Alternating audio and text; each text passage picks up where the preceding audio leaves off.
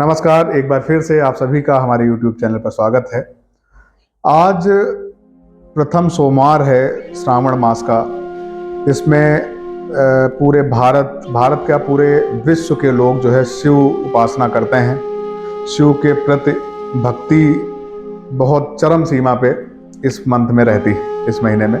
तो आज हम जानेंगे योगाचार्य श्री कृष्णा जी से कि नमस्कार सर, हम ये जानना चाहेंगे कि शिव और शिव भक्ति का योग के क्षेत्र में क्या महत्व है, कैसे इसको देखते हैं और क्या क्या चीजें हैं उसके बारे में जरा हमारे दर्शकों को बताइए।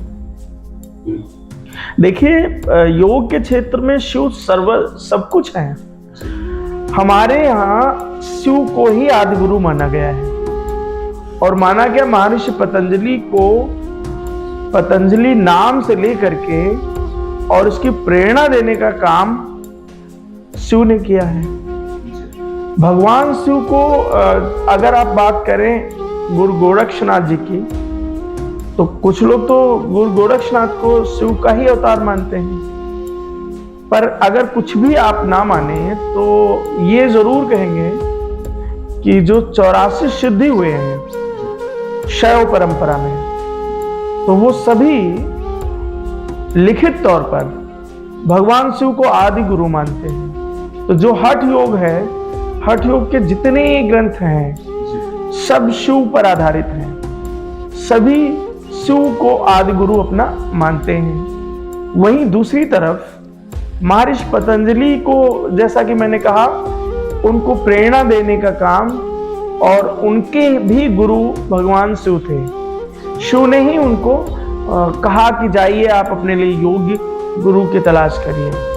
तो फिर आगे उन्होंने योग सूत्र की रचना की। इसी तरह अगर आप इतिहास की बात करें तो योगिक इतिहास में जो सबसे पुरानी सभ्यता में से एक सिंधु घाटी सभ्यता है, उसमें भी त्रिमूर्ति मिली और भगवान शिव के कई सिक्के मिले जिनमें भगवान शिव की योग मुद्रा में फोटो है बनी हुई उस सिक्के में। इस तरह से देखा जाए तो शिव पूर्ण रूप से योग में समाये हुए हैं। योग बिना शिव के वैसे ही है जैसे ये शरीर आपके बिना प्राण के हो जाए। शिव हमारे योग का प्राणत्व है। शिव हमारे आदि गुरु हैं। और अगर शिव के नाम की चर्चा करें सिर्फ और साइंस के हिसाब से भी कर लें तो आप कहेंगे शिव में छोटी की मात्रा, और अगर उसको हटा दें तो क्या हो जाएगा? शव हो जाएगा। शव को आप साइंस की भाषा में यही कहेंगे कि ये एक तत्व है, सिर्फ एक पदार्थ है और कुछ नहीं है ना। पदार्थ है, उसमें कोई एनर्जी नहीं है। अगर किसी लड़के में आप ई की मात्रा लगा दे तो वो क्या हो जाएगा? लड़की ई की मात्रा जो है वो शक्ति की परिचायक है। और संपूर्ण ब्रह्मांड में कोई भी ऐसी वस्तु नहीं है जो पदार्थ और एनर्जी दोनों से अतिरिक्त तीसरा कोई भी उसमें अवयव मिला हो। या पदार्थ है या एनर्जी है या दोनों है। कुछ जिन्हें हम निर्जीव कहते हैं वो पदार्थ से बनी है, और कुछ सजीव हैं वो पदार्थ और एनर्जी के मिलने से बनी है। हम सभी जानते हैं कि शिव का एक नाम अर्धनारीश्वर है। तो शिव समत्व है, सभी जिसमें शक्ति और पदार्थ, एनर्जी और पदार्थ दोनों में मिला दो तो वो शिव है। बिना शिव के ना कोई गतिमान हो सकता है और ना ही कोई अपना कोई रूप धारण कर सकता है, ना ही कोई जन्म ले सकता है और ना ही किसी की मृत्यु हो सकती है। क्योंकि इन्हीं दो के मिश्रण से संपूर्ण ब्रह्मांड में प्रत्येक जीव जन्म लेता है। बिना मेटल के, बिना पदार्थ के एनर्जी कुछ नहीं कर सकती, और बिना एनर्जी के पदार्थ भी कुछ नहीं कर सकता। जैसे ऐसे ही है कि लाइट का महत्व तभी है जब आप बल्ब कमरे में लगाएं। ना लाइट आई, लाइट निकल गई, अगर आप बल्ब कमरे में नहीं लगाए प्रकाश नहीं होगा। हाँ, प्रकाश नहीं होगा। तो एक दूसरे पे आधारित है, और दोनों का जो सम्मिश्रण है वो शिव है। जैसा कि सर अभी आपने बताया कि शिव को आप लोग आदि गुरु मानते हैं, इंक्लूडिंग यू। जी बिल्कुल, हम सभी शिव को आदि गुरु मानते हैं। तो शिव ने योग की परंपरा कहाँ से स्टार्ट करी, कैसे, क्या इसका पूरा क्रमबद्ध तरीके से थोड़ा सा हमारे दर्शकों को बताइए सर। देखिए, शिव सिर्फ योगी नहीं, इस समस्त सृष्टि को शिवमय है। दुनिया में लगभग 177 देश ऐसे हैं जो किसी न किसी रूप में शिव की पूजा करते हैं, शिव उपासक हैं। देश का कल्चर अलग है, संस्कृति अलग है, जाति अलग है, धर्म अलग है, पर शिव की भक्ति को भेद नहीं पाया।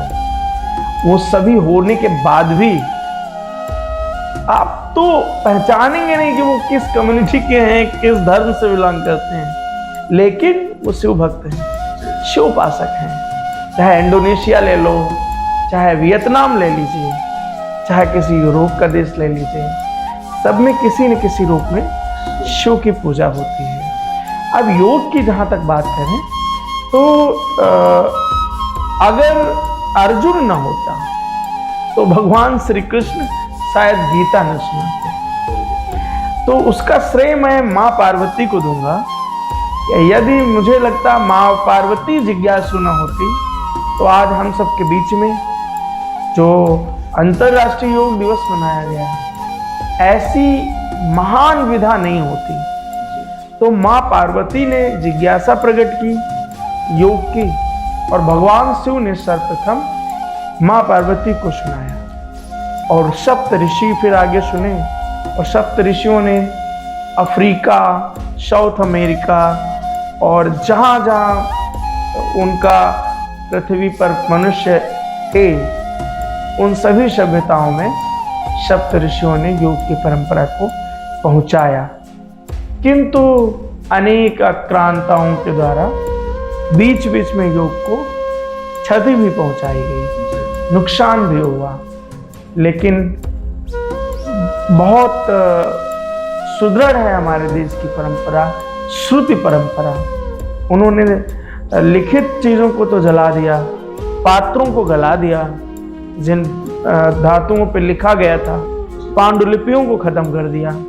लेकिन हमारे देश में एक ऐसी परंपरा थी, श्रुति परंपरा, कि हमने सुना और हमने अपने शिष्यों को बताया, और एक गुरु शिष्य परंपरा, इसने शैव परंपरा से लेकर के सिद्धि, और सिद्धि के बाद आज जो योगी आदित्यनाथ जी हैं हमारे मुख्यमंत्री जी, वो भी उसी परंपरा से आते हैं। फिर नाथ परंपरा आई, सिद्धियों के बाद नाथ परंपरा इसका प्रतिपादन एक तरफ कर रही है। दूसरी तरफ हमारे जो महामंडलेश्वर और जो अखाड़ा परिषद है, उसमें भी शैव वैष्णव परंपरा अलग अलग चल रही है। टोटल 13 अखाड़े हैं। उसके विषय में मुझे बहुत ज्ञान नहीं है, तो इसलिए मैं उस पर बात नहीं करूँगा। पर योग के विषय में जो मैं कहना चाहता हूँ कि सर्वप्रथम इसका श्रेय माँ पार्वती को जाता है। जी सर, बहुत बहुत धन्यवाद।